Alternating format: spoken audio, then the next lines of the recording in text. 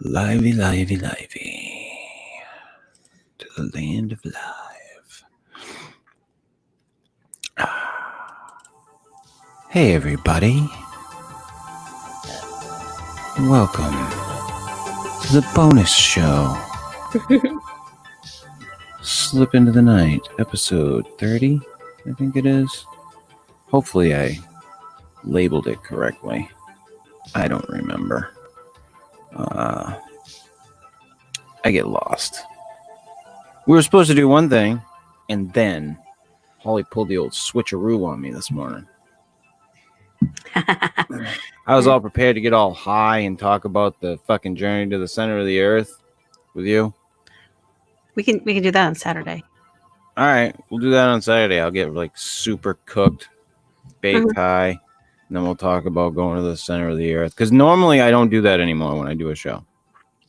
Generally, I don't get like really high anymore when I do a show, and I won't smoke on air because I found that I lose myself too much in conversation. Like I get too tripped up on my own fucking words, so I generally don't do it.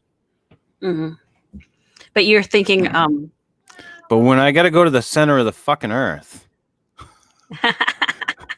I need like a fucking super dab hit for that shit. Wow. I got some fucking raring going on.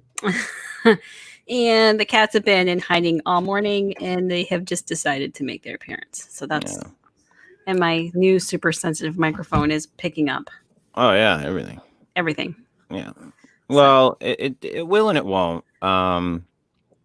They're designed fairly good for what they do. The Yeti is like one of the better I would say mid-road studio microphones that you can get to do this type of shit. I mean, especially like with all the stuff that's out there. Oh, wow. He's a happy cat. Anyhow, we were going to do like a Hollow Earth type show, Hollow Earth theory shit. And instead, Holly wants to talk about Beltane because Beltane is traditionally on, you said May 1st? Yeah, between April 30th and May 1st. It's the midpoint between the spring equinox and the summer solstice. Yeah. And it's like right now. Yeah. Appropriate. So yeah, and it's a it's a unique time like of the year, like when you're getting a little bit of this sunshine back into the world where you've been sitting in the winter all in winter hours or winter sunlight, I should say, where you have this lack of sunlight.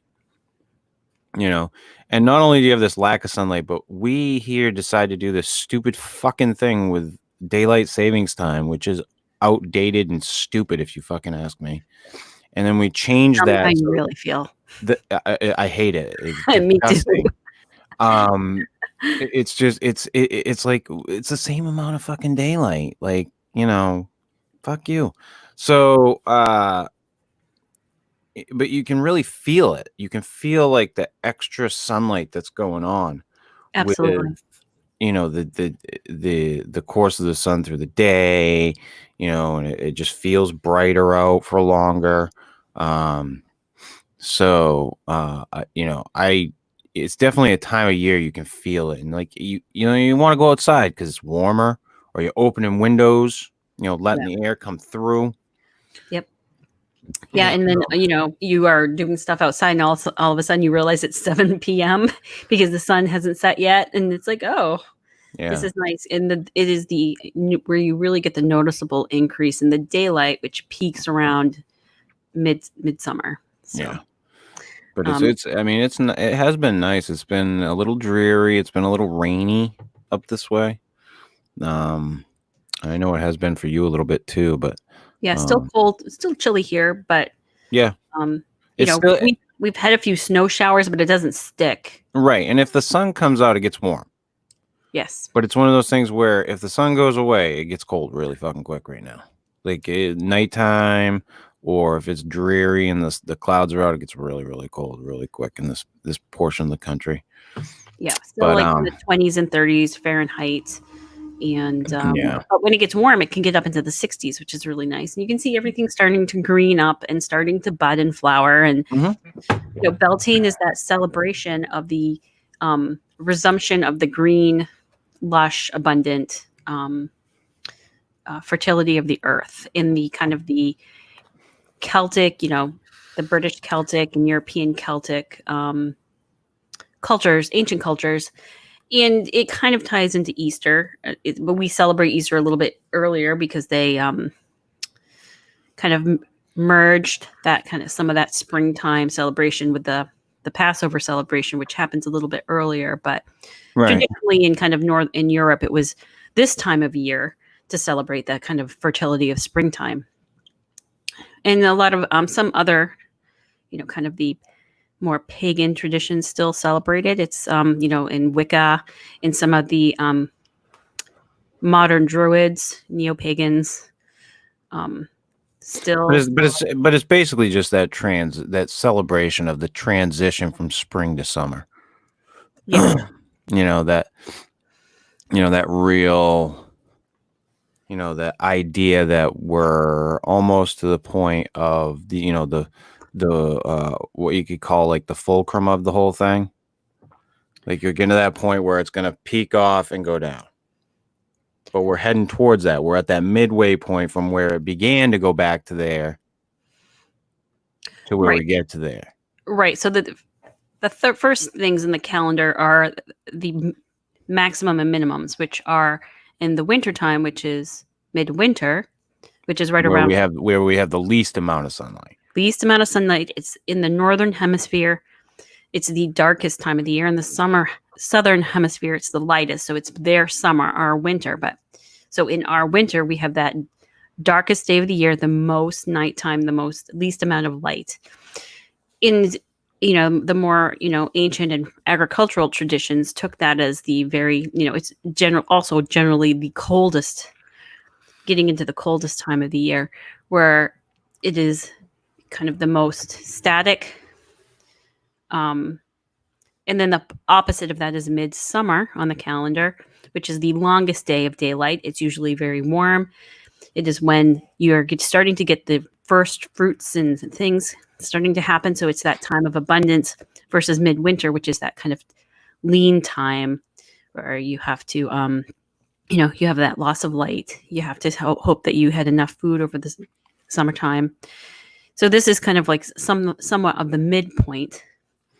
And they knew that the day of equal daylights are the equinoxes, but the equinox in the spring, which is the resumption, the increase of light, decrease of daylight, happens what they call, I think, in bulk, which is when you really start noticing it. And then between that equinox and midsummer is this point, which is Beltane, which is kind of the celebration of the greening up. And a lot of the mythology around it talks about the Mother Earth or May Queen and the masculine, which is the May King. Sometimes it's called the Green Man. The Green Man. The Green Man, yeah. And so this is the where they have matured enough that they can kind of come together. And I think the Green Man got adopted by the 420 culture. Well, I think there's some of that going on too.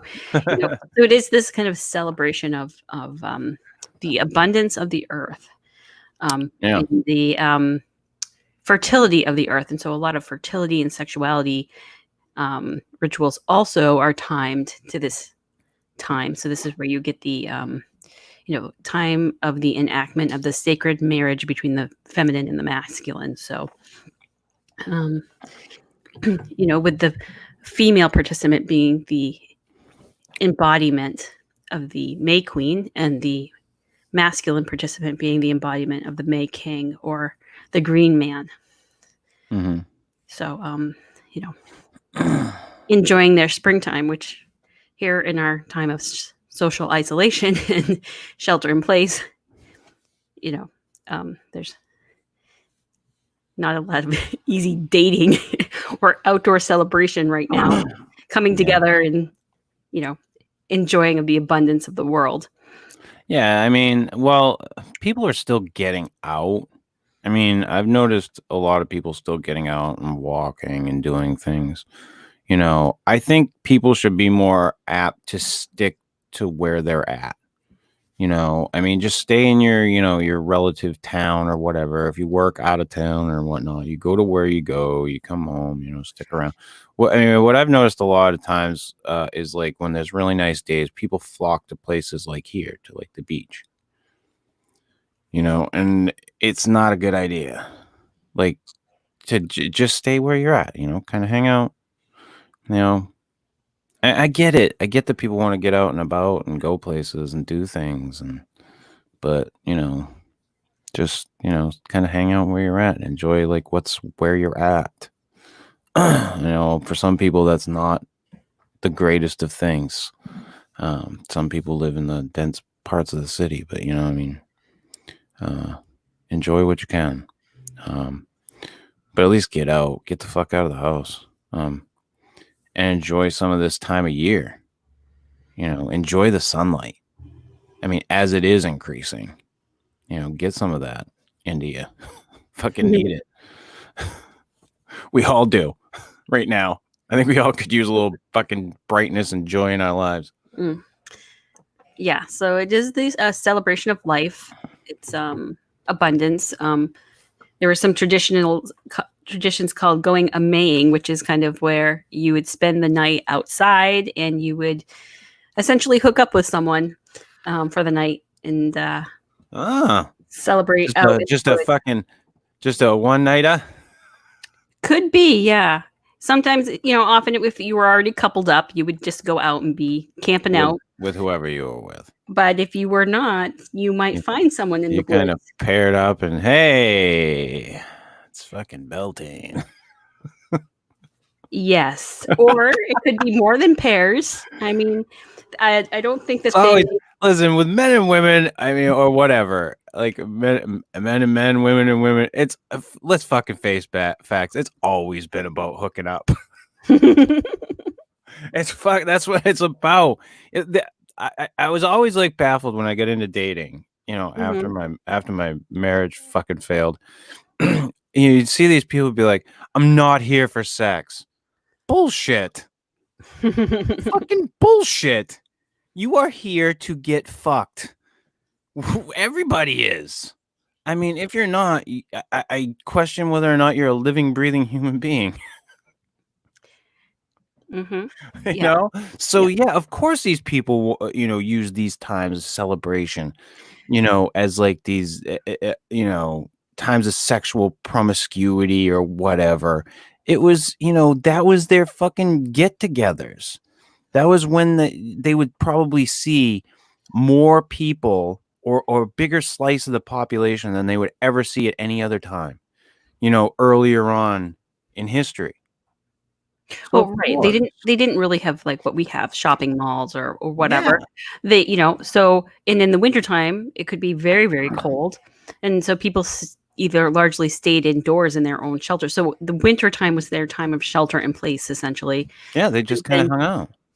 And so, the springtime was that like deep exhale, like, oh, now we can kind of get out. We can it's easier to socialize. The weather is warmer. And plus, there's all this kind of abundance, and they also wanted to show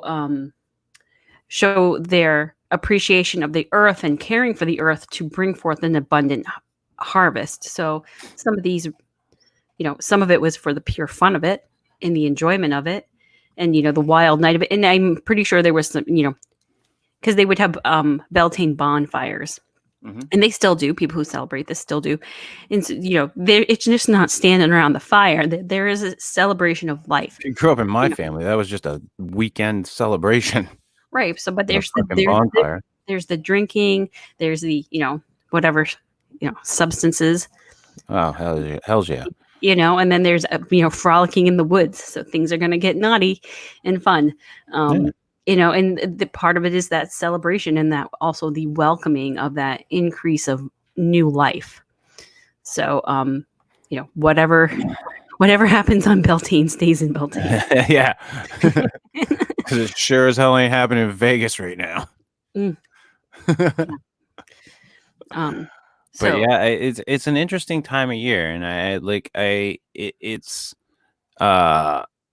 is a very transitional period. This time from the end of April into May. When we're growing up, I know for me growing up, it was always April showers bring your May flowers. That's when you start seeing all your everything starts kind of coming out really. Mm-hmm. Everything kind of melts off in March and April, but then everything kind of goes, kind of explodes. So it is a really transitional time, if you're talking seasonally. Mm-hmm. And I think a lot of these seasonal transitions and transitions like this that are even symbolic, they make sense on other levels too. They're times, they're periods that we transition through. So I find it to be interesting that it's not necessarily just the natural seasonal transition that's going on. It kind of takes place spiritually, through all kinds of different avenues of life. These changes that happen throughout the year. I think that they mirror one another in a lot of cases. Yeah. Yep. So it's very interesting. Yeah, it's nice how the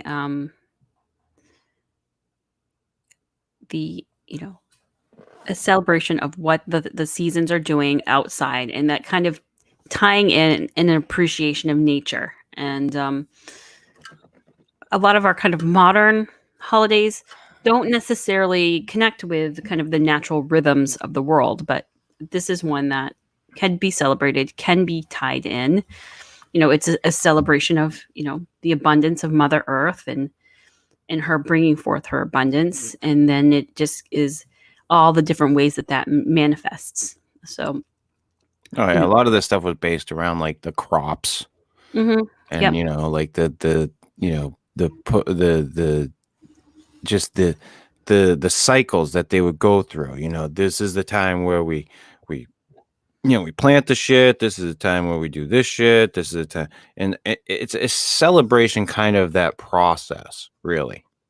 Well, yeah, the whole year is, because the other side of this is right around Samhain, which is October 30th and the 1st to the 1st of or Samhain, I think is it looks like Samhain when you see it written, but Samhain is how I often hear it pronounced. Is it's the opposite side. This is when you get the noticeable decrease, and that's the kind of the chilly fall time of Halloween, All Hallows Night, which is the celebrating of the harvest, the end of the harvest, bringing everything in, shutting everything down to prepare for the dark of the wintertime. So, and instead of celebrating that spring coming forth, the increase, the abundance of life, you're celebrating the kind of the dwindled down, the quieting down. The migrating animals are mostly left by the 1st of November. The leaves have fallen off the trees, whereas at this time, all of the trees are pretty much greened up now. Yeah. And, so these kind of ancient or more agricultural cultures, honored that shift of the seasons. It came part of their kind of their storytelling. And it was that kind of predictable cycle of life where that celebration is much more about death, where this one's much more about sexuality, abundance, fertility, life. Yeah. Like the progression or the sustaining of life. Yes. That's and like I said, it's very much celebratory of those cycles. Those things that they were going through. This is where we do this thing. This is where we do this thing. This is where we harvest. This is where we, it's all part of that. Yeah, I think so. In winter, when everything's really cold, the idea of Yule, Yep. Like it's a celebration in looking forward. Yeah, that one little maintaining that fire in the cold and the dark is like what Yule is about. Yeah. And then Midsummer, you hear about Midsummer's Eve. I mean, Shakespeare writes a whole play about it. Is that, celebration of like the fullness of life, where Beltane is kind of like the coming together and that first bit of coming of age into sexuality and celebrating of like all the excitement of all that life can be. And then in August they have some like Maybom, which are like about the harvest, because right about that time is when the fields are, the last of the harvests are really ripening. But you already are, by the end of August in this area anyway, are noticing the shortening of the days. What's interesting to me is, though, our holidays have kind of separated as we've become more industrialized from the life cycles, and they're more commercialized or material oriented, where springtime is about the Easter bunny and the eggs, and it's less about it's all about chocolate. It's all about chocolate. It's just all chocolate. Like you go from one chocolate holiday to the next. That's all it is now. It's you go from what? You go from Christmas. Well, Christmas is the most commercialized thing there is. So you got Christmas, which is just presents, candy, everything. And then from there, okay, wait a minute, you got to take that little stop off, because there is the Super Bowl. And no matter how much people like to act like the Super Bowl is not an important thing in American culture, let's face facts, it fucking is. Okay. Like, I'm not even a football fan. I stop for a minute for the fucking Super Bowl. Okay. It's just one of those things now. In my opinion. Then you go to Valentine's Day, which is it's trinket chocolate holiday. From there you go to St. Patrick's Day, which is just drinking. I mean, there's no chocolate involved. It's just booze. To Easter, which is the next chocolate holiday. And it goes on and on. I mean, July 4th, the Independence Day for Americans, is a barbecue holiday. That's that's your fucking fireworks and barbecue holiday. But then you go to, what's the next thing that you wind up with? Is it Halloween, which is the next chocolate holiday? Yep. It's all chocolate. I bet if they could turn fucking Thanksgiving into a chocolate holiday, they would. If they could make you glaze that fucking turkey in chocolate. Right. Like, I mean, it's just, to me, it just seems one chocolate holiday to the next. It's so commercialized. It's so sicky sweet. It's too much. And you're right. If we could get back to the base things that these traditions were worked around, then it would be better. Like, all around it would be better. Like, for the looking, just it being able to celebrate it in that way, not having to have all the commercialization or all the extra bullshit that goes with it.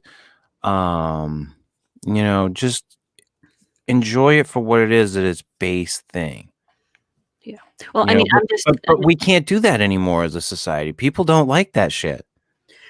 Well, I mean, and it's hard in our society because in a lot of ways, sexuality has been mainstream. So these, agricultural holidays that kind of celebrated the fertility and fecundity of the earth. Shar Martin says, this reminds me of the new TV series Motherland, Fort Salem. They had an episode titled Beltane. It was basically one big orgy. I mean, some people some writers take those things and they run with it. I mean, look at what's that movie, which I did not enjoy, by the way. Ari Aster did, Midsummer. I liked his other one, Hereditary. That was fucking weird. But Midsummer, I get what he was going for with it, Like he's going for, but it was a take on like a ritual thing done by, obviously it was a far off fucking take. It's horror and shit, and it's an experience, but people take these things and they run with them. I love it when you get a good horror movie that has a take on like the traditions of things that have gone on for ages. Mm-hmm. Like if somebody taps into that, it already has a feel of realness to it. It already has a feel of something that's already there. Yeah. I think that one of the best things that did that completely fictionally, by the way, was the Blair Witch Project. Mm-hmm. They made a completely fictional thing seem real. Mm-hmm. So it had some truth for people when they went and saw it, mm-hmm. and then scared the fuck out of them. But it was all just a bullshit story, in the end. But like, I love it when like a good horror writer or director / writer, whatever, takes a good story that's, already has basis in like tradition and then brings something else out of it. It's always really cool. Mm-hmm. Some cool stuff there, but yeah. To Shar Martin's point too, like, I think that is one of the kind of current, our cultural judgments, is that a festival that celebrates abundance in sexuality is all of a sudden just going to go right to the orgy place, which that's historically that's not necessarily true, but if that's what their culture was acceptable in their culture, then it's not. I don't feel like it's my place to judge that. If that, and there is still a lot of judgment about open relationships and polyamory that was not necessarily present in the past. Like there were a lot of things in the past were just understood. Like they were just like, okay, yeah. I mean, but those things have changed over time too. Like as different, moral codes in sexuality have been, tossed around and used, usually with religious connotations. But I mean, let's face facts: we're sexual creatures. At our base level, we are. If you choose to live a life of monogamy, then hey, that's your thing. If you choose to live a life of non-monogamy, that's your thing, and that's cool too. I mean, I don't see an issue with it. Either way. If you're a guy and you want to be gay, like I don't have a problem with that. If you're a woman, you want to be gay, I don't have a fucking problem with that. Like sexuality is just a thing. It shouldn't be demonized in any way. Like there are certain parts of it, like okay, pedophilia. Now there, I think we can all demonize something with sexuality. Right. Yeah. So it does kind of, have you ask about what the lines are and what the lens is that you're kind of viewing something. Yeah. I mean, I'm thinking about this too in terms of like our codes of professionalism really minimize any kind of sexual expression in the workplace, whereas maybe 500 years ago that was not the case, because people who are working on farms, and I grew up on the farms, you can't help but see it. It's everywhere. The animals just do their thing. You laugh about it, you accept it, you just kind of move on. Yeah. But right now our culture is like, you just don't, pretty much. We're so closeted about sex and sexuality, especially in America, I think. I saw a picture. I'm not a big Lady Gaga fan, but I saw this and it kind of made me chuckle. There's a picture of her walking around with she had a t-shirt on that had Snow White spread eagle with her bush hanging out, and this, like the fucking 7 dwarfs. Like I was just like, that's fucking awesome. Like that's great. I mean, I didn't look to see if because I don't check to see if the dwarves had any of their dicks hanging out, but if they did, true to form, I'm good for that. I didn't look for it. I just saw, Snow White with her fucking big spread bush out. So I'm just like, to some people, that's going to be so shocking. That's horrible. But is it? I mean, at its fucking base, is it? For one, it's a cartoon depiction. You know? Mm-hmm. But even at its base level, like, it's just a nude woman. And maybe a bunch of nude dwarves with their dicks hanging out. I don't know. I didn't look for that when I looked at the picture. I hope they were. Right. Well, are we in some ways suppressing our sexual expression, and so that when it finally bubbles up, it kind of bubbles up in like weird or unexpected ways? Right, and in negative ways. And I think that's more to the point of the problem. Like, does that suppression of that add to the negativity of it? And I think the answer is yes. In a lot of cases, I think the answer is yes. You look at a lot of these, especially a lot of serial killers that had really overbearing mothers, who came down on them hard, especially about sex. It does something to people. I think it seriously does something to people. And I think these expressions, these celebratory expressions of those things. Now, I'm not saying that everybody should go out and be having a fucking orgy or, going out and fucking hooking up for fucking Beltane, for fuck's sake, especially not right now. But, maybe like at its base thing, these ideas aren't bad ideas. This idea of just going out and just being sexually expressive for a night with somebody, I mean, I don't know. I don't know what the answer is. I know that I'm a dude with fucking questions, and I'm not going to stop having questions about shit. I mean, why should we stop? I mean, the day I stop questioning shit, fucking bury me, for fuck's sake. Like, Right. That's the day I've given up. Yeah.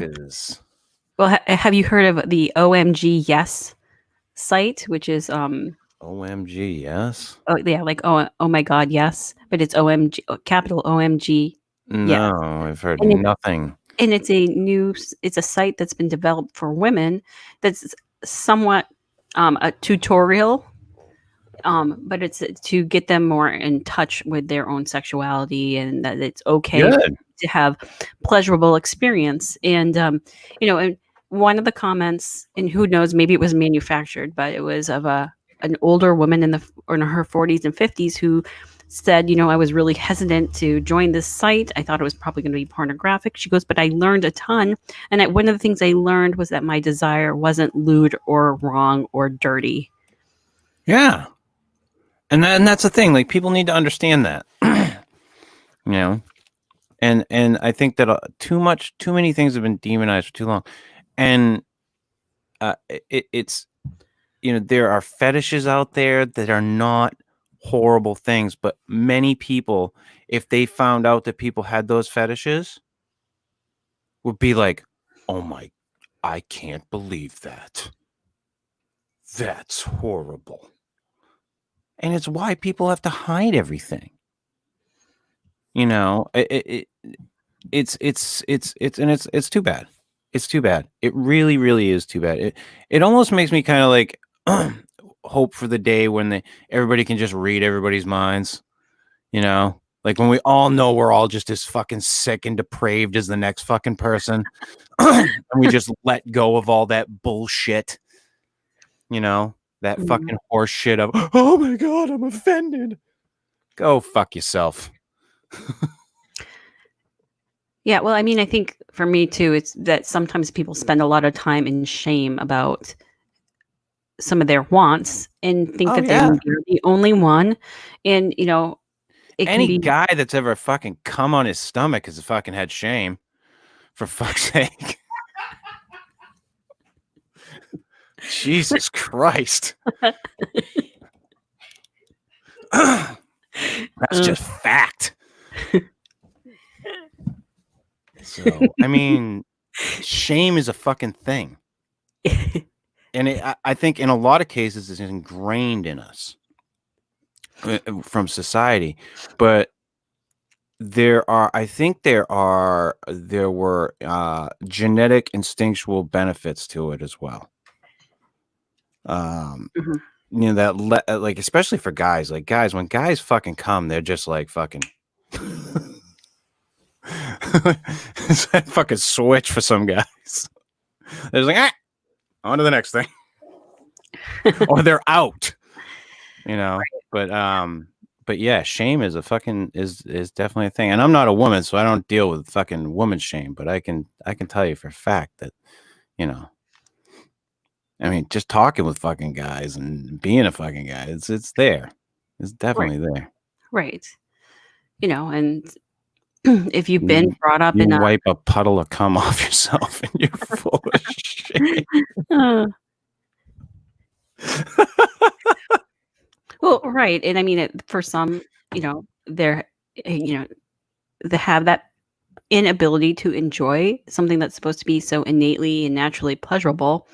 And then, so, oftentimes, and you hear of it, particularly in terms of the woman being frigid, or cold, and she just lays there, and it's, but in a lot of cases, it's because that ability to enjoy oneself has been somehow either consciously or unconsciously taught to some people, or usurped by somebody, or usurped because there's been some very, negative, traumatic sexual experiences that have caused that to be shut off, which is just like awful.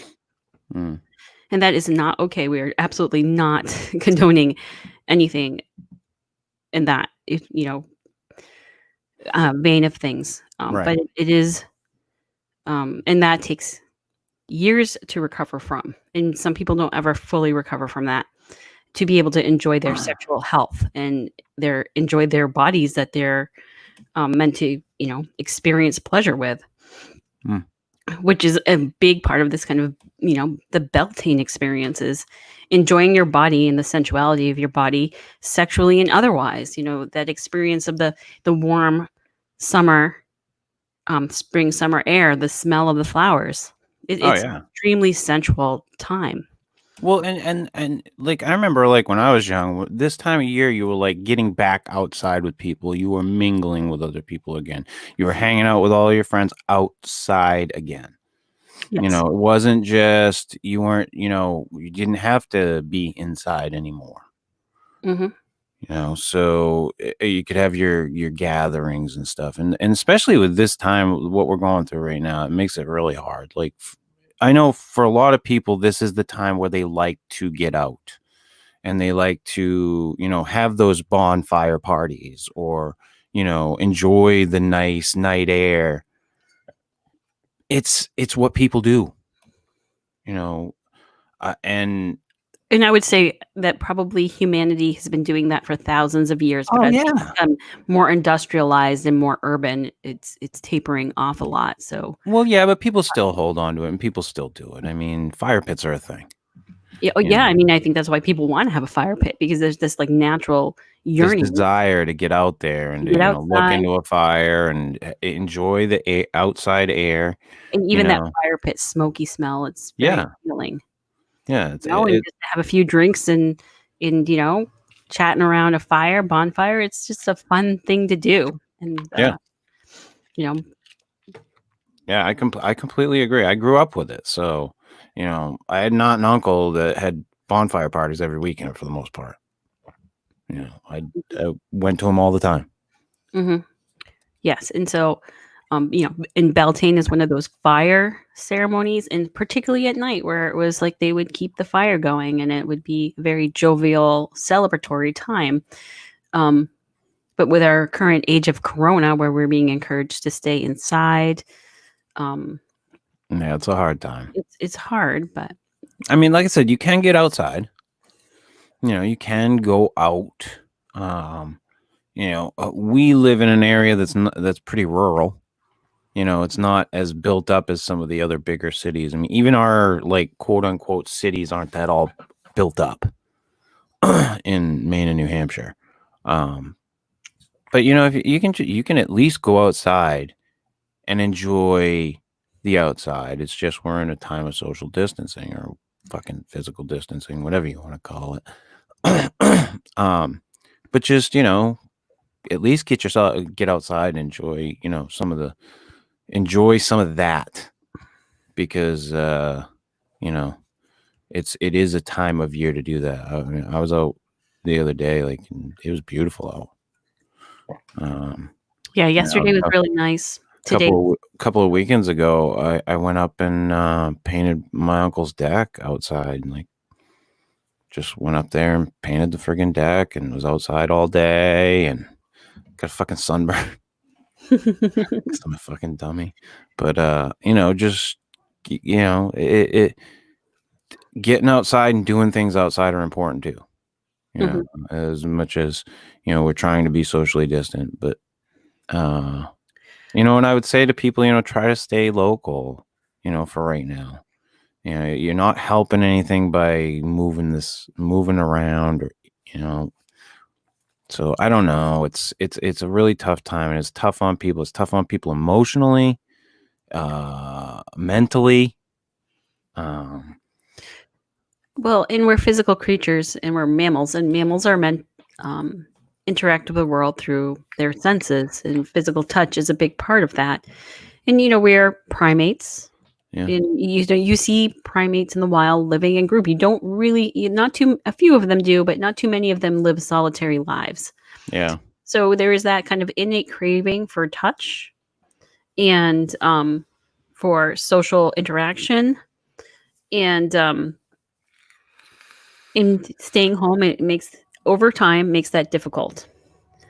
And it'll be interesting to see how we recover from that, because weeks of doing this is going to have some kind of toll on the human psyche and on the human experience. Yeah, I agree.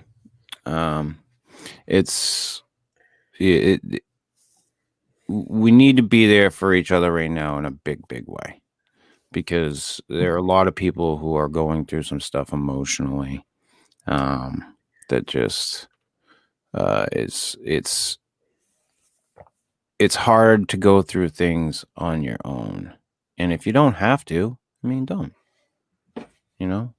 Reach out, have somebody to talk to. And we have the internet. We have this amazing thing where, like, I can talk to Holly like this, and when Holly's not on the show, I can actually see her face. I don't see that, alien looking thing there. I see her. So like people can have like interactions and see each other. It just, you can't, in a lot of ways, you can't get together to see each other anymore. Was in some cases, like like I've said many times, I talk to my father every day, my mother every day. I reach out to my son. It's what you do. Because they're not here with me, so it's what I have to do. But on that note, Holly, I think I'm gonna wrap us up. Yeah, so this was like a quick little secret slip into the night. It was bonus show. It was a bonus show. Bonus time. Yeah, a little. I'm pretty sure this was episode 30, Holly. I don't even know. Yeah, I don't know anymore. This has been Slip Into the Night. I do believe episode 30. Beltane. We will be back on Saturday with the Inner Earth. Inner Earth? Inner Earth, I think. It's much like an inner ear thing, but wow.